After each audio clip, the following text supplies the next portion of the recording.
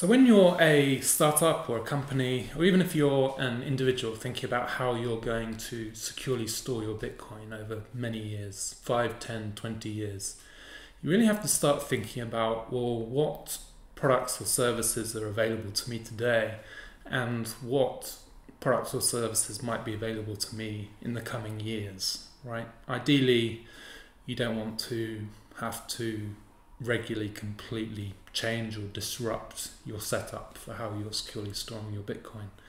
And so this is kind of alluding to the Wayne Gretzky quote. He was a ice hockey legend, and he said, "I skate to where the puck is going to be." So you really have to think about what could be coming available in the coming months or years, and is that going to change the game? Is that going to change how I think about my Bitcoin security? And so let's first look into the current products or services that are available that utilize multisig, and then we'll discuss how things could potentially change in the coming months or years. Businesses up here that currently provide products or services that will help you store your Bitcoin more securely. And we can kind of split these businesses up into two categories. The first category is businesses that will help you get set up with a multi-signature scheme. So this is a scheme where the Bitcoin can't be moved unless multiple signatures are provided associated with multiple public keys. And the second category are hardware devices that will store individual private keys more securely and can be used in a single signature setup or as part of a multi-signature setup. So let's first go through the first category. The first business I have up here is BitGo. BitGo have offered a wallet, multi-signature wallet for a number of years now, where they will store one of the private keys as part of a 2 of 3 multi-sig, and if you lose one of your 2 keys, then you can still rely on BitGo to produce a signature associated with the private key that they're holding on behalf of you. Okay. I can't actually go into detail on the products that BitGo offer because I'm being redirected to a UK site, and so I can't see what they're offering American customers. Maybe I should have used a VPN for this video. But we'll move on to the next one, which is Blockstream Green. Similarly, they have a software wallet where Blockstream will hold one of the keys and they will produce signatures as part of that 2 of 3 multi-sig when required. Okay, so software wallets with these businesses holding a key on your behalf. Now, more recently, there have been businesses set up that will help you onboard to a multi-signature setup, and they do have their own software, but there's a customer service element in that. You sign up, you subscribe to a CASA plan, they send you some hardware wallets, and they will hold a key on your behalf, just like BitGo and Blockstream, which can be used if you lose some of your keys or you want any transaction to be signed by a third party. All right. So these are the plans that CASA offer, and yeah, I don't think there's more to say there. Premium plans, so 5 keys, so it's a 3 of 5. CASA will hold 1 of the keys, you'll hold 4. Some of those keys will be on hardware wallets that CASA sends you as part of the registration process.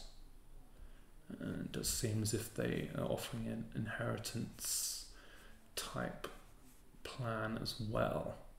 Okay, so that's Casa. Unchained, similar business. You're using Unchained to get set up in a multi-signature setup.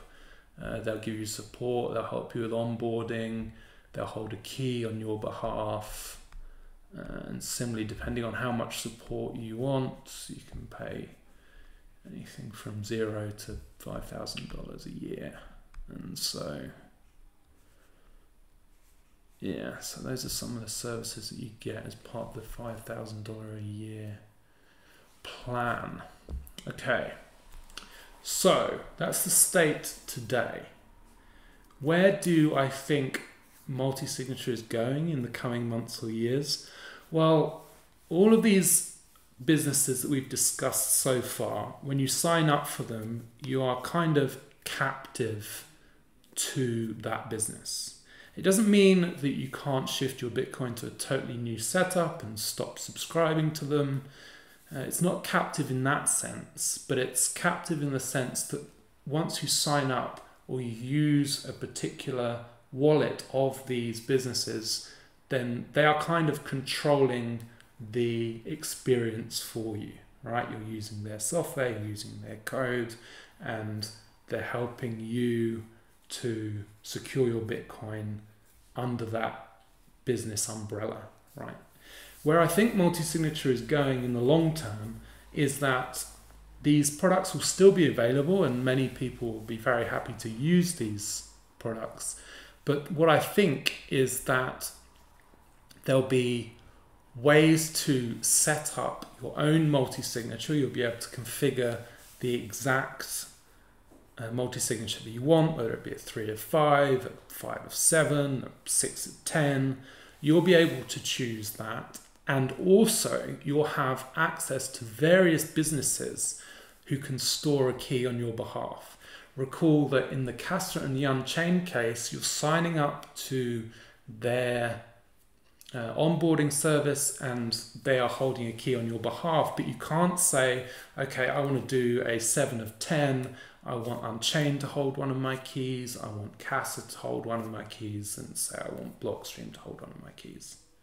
So I really think that it's going to be opened up such that you can use these businesses' services in different ways depending on how much technical expertise you have and your exact requirements for your cold storage setup. And why do I think it's going to go this way? Well, because you really have to think about every unlikely edge case scenario if you're holding, say, your life savings or a huge amount of money in a multi-signature setup. And you're going to want to spread that risk amongst as many parties that are reliable as you can. And so that's where we'll go into the second category, which is these hardware wallet, hardware signers. So all different products to some degree, but in essence doing the same thing, securely storing keys on devices that you purchase, and then you look after those devices, you look after the mnemonics, the backups for those devices. And so we've got Trezor here, we've got Ledger here, we've got Coldcard, Bitbox, Blockstreams, Jade. And at the end, I've got YubiKeys. They don't offer any Bitcoin services currently, but people are using these types of devices for two-factor authentication on like accessing websites, like with usernames and passwords, and you have to tap one of these keys as a second factor. So you would expect at some point Yubico to branch out into Bitcoin, but they currently don't offer any Bitcoin products. So again, if you're talking diversification, you are going to want to not put all your eggs in one basket. You are not, let's say you have a 3-5 multi-sig. If you have all of your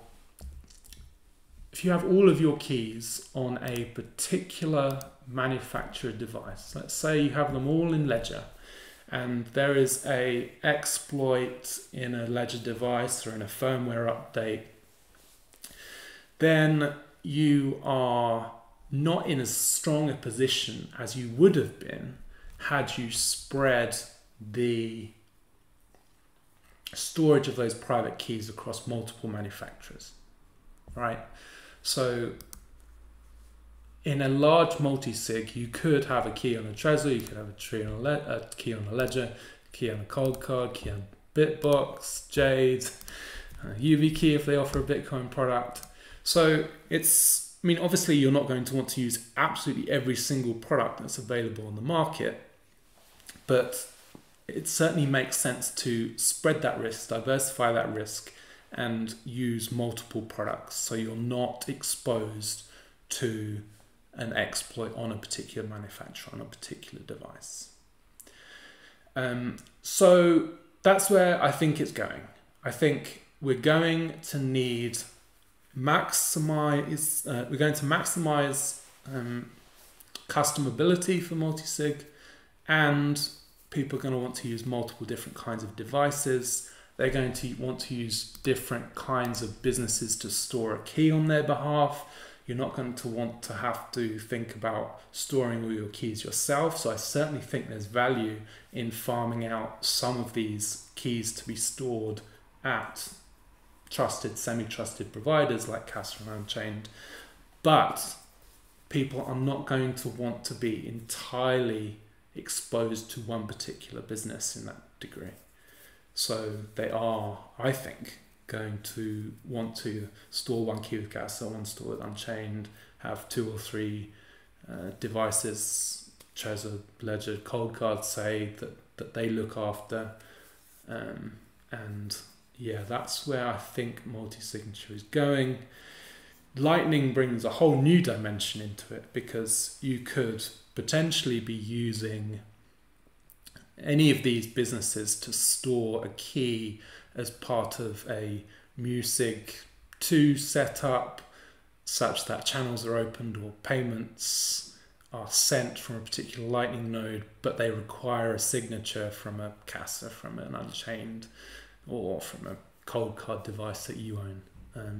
So that really is looking further out, but there's a lot of space for this, I suppose, like sub-industry to move.